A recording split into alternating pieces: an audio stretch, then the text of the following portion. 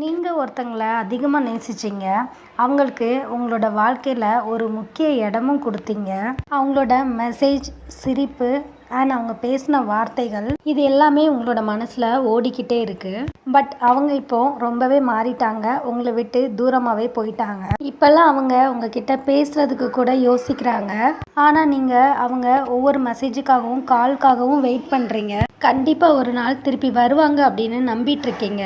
அவங்க உங்களை விட்டு போனது தப்பா, நீங்க அவங்களுக்காக வெயிட் பண்ணிட்டு இருக்கிறது தப்பா அப்படின்றது இந்த வீடியோ பார்த்து முடிக்கும்போது கண்டிப்பாக இதுக்கான ஆன்சர் உங்களுக்கு கிடைக்கும் நான் நம்புகிறேன். வீடியோவை ஸ்கிப் பண்ணாமல் பாருங்கள். நம்ம சேனலை ஃபஸ்ட் டைம் வாட்ச் பண்ணுறவங்க சப்ஸ்கிரைப் பண்ண மறந்துடாதீங்க. இப்போ நம்ம வீடியோக்குள்ளே போயிடலாம். ஒருத்தங்க நம்மளை விட்டு போனதுக்கப்புறமும் அவங்களோட நினைவுகள் மட்டும் நம்மளை விட்டு ஏன் போக மாட்டேங்குது? இது அவங்க நம்மளை விட்டு போனதுனால நம்மளுக்கு வந்த காயம் கிடையாது. அந்த காயத்தை நம்ம ஆற விடாமல் திரும்ப திரும்ப தொட்டு பார்க்குறது தான் அதுக்கு காரணம். அதனால தான் அது உங்களுக்கு மிகப்பெரிய வலியை கொடுக்குது. ஃபஸ்ட்டு அவங்க உங்களை விட்டு போனதுக்கான காரணம் என்ன அப்படின்றத யோசிங்க. இதுல பல காரணங்கள் இருக்கு. வேலை, குடும்பம், எதிர்காலம், இல்ல அவங்களுக்குள்ள ஏற்பட்ட ஒரு மாற்றமா கூட இருக்கலாம். ஆனா அவங்க உங்கள்கிட்ட போனதை விட அதை நீங்க ஏத்துக்க மறுக்கிறீங்கல்ல, அதுதான் உங்களுக்கு மிகப்பெரிய வலியை கொடுக்குது. அவங்க கூட ஷேர் பண்ண மெசேஜ், அவங்களுக்காக நீங்க வாங்கி வச்ச கிஃப்ட், இல்ல அவங்க உங்களுக்கு கொடுத்த கிஃப்ட், இன்னமும் அவங்கள சோசியல் மீடியால நீங்க வாட்ச் பண்ணிட்டு இருக்கிறது, அண்ட் அவங்களோட லாஸ்ட் சீனை நீங்க செக் பண்ணி பாக்குறது. அவங்க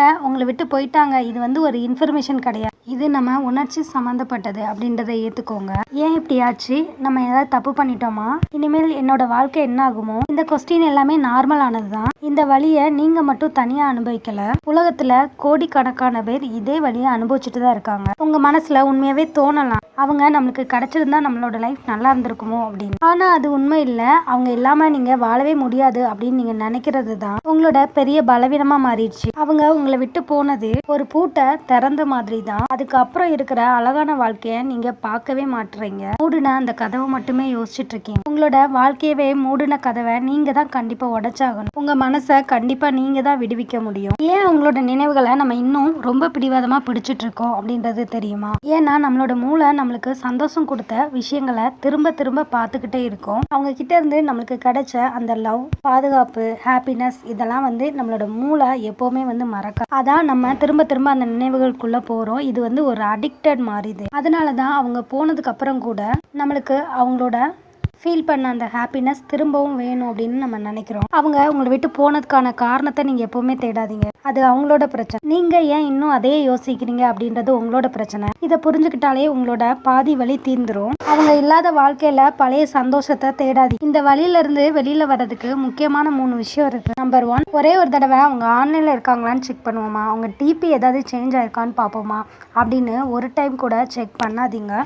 மொத்தமாவே எல்லா விஷயத்தையுமே பிளாக் பண்ணிருங்க. கஷ்டம்தான், ஆனா இதுதான் முதல் படி. செகண்ட், அவங்க உங்களை விட்டு போனதுமே உங்களோட வாழ்க்கை முடிஞ்சு போச்சுன்னு நினைக்காதீங்க. உங்களோட நெக்ஸ்ட் சாப்டர் ஆரம்பமாகுதுன்னு நினைச்சுக்கோங்க. அவங்க நம்ம கூட இருந்தாதான் ஹாப்பியா இருப்பேன் அப்படின்றத விட்டுட்டு அவங்க போனாலும் எனக்கான அடுத்த வாழ்க்கை இருக்கு அப்படின்னு அதை பத்தி யோசிங்க. நெக்ஸ்ட், உங்களோட டைம், உங்களோட எனர்ஜி இது எல்லாத்தையுமே பார்த்தீங்கன்னா உங்களுக்காக நீங்கள் ஸ்பெண்ட் பண்ணுங்கள். உங்களோட வாழ்க்கையில் நீங்கள் முன்னோக்கி போகிறதுக்கு உங்களோட கடந்த கால நினைவுகள் எல்லாத்தையுமே மறக்கணும். பொதுவாக நம்ம டிரைவ் பண்ணும்போது முன்னாடி பார்த்து தான் டிரைவ் பண்ணுமே தவிர பின்னாடி பார்த்து பண்ண மாட்டோம். ஸோ இதே மாதிரி தான் நீங்கள் இனி நடக்க போகிறத யோசிக்கணும். அவங்களோட வாழ்க்கையில் அவங்களுக்கு என்ன சரின்னு பட்டுச்சோ அதை அவங்க தேர்ந்தெடுத்தாங்க. அதே மாதிரி தான் உங்கள் வாழ்க்கையில் நீங்கள் உங்களுக்கு சரியானதை தேர்ந்தெடுக்கிற டைம் வந்துருச்சு. உங்கள் வாழ்க்கையில் ஒருத்தங்க இல்லாதனால உங்களோட வாழ்க்கை நின்று போயிடாது. ஒரு கதவு மூடுனா 1000 கதவுகள் திறக்கும். இந்த வழி கூட உங்களோட பலமா. இந்த அனுபவம் உங்களோட அடுத்த உறவை இன்னும் அழகாக்கும். நீங்க இப்போ கஷ்டப்பட்டுட்டு இருக்கீங்கன்னா நீங்க உண்மையான ஆழமான அன்பை அவங்களுக்கு கொடுத்துருக்கீங்க.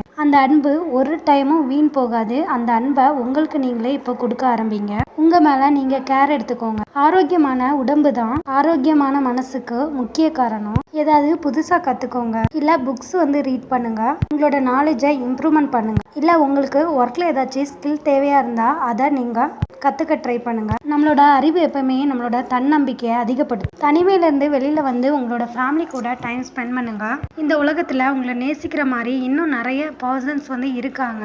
ஸோ இதை புரிஞ்சுக்கோங்க. நீங்க ஃபர்ஸ்ட் அவங்கள மன்னிக்கணும். அவங்க உங்களை விட்டு ஏன் போனாங்க அப்படின்றத கொஞ்சம் யோசிக்கணும். அது அவங்களோட விருப்பம். அவங்களோட வாழ்க்கையில அவங்க எடுத்த முடிவு கரெக்டா கூட இருந்திருக்கு. அதை நம்ம ஏத்துக்கிட்டு அவங்களுக்கும் உங்களுக்கும் நடந்தது ஒரு அனுபவம், அதுல உள்ள நல்ல நினைவுகளை மட்டும் எடுத்துட்டு அவங்க உங்களை விட்டு போயிட்டாங்க அப்படின்றத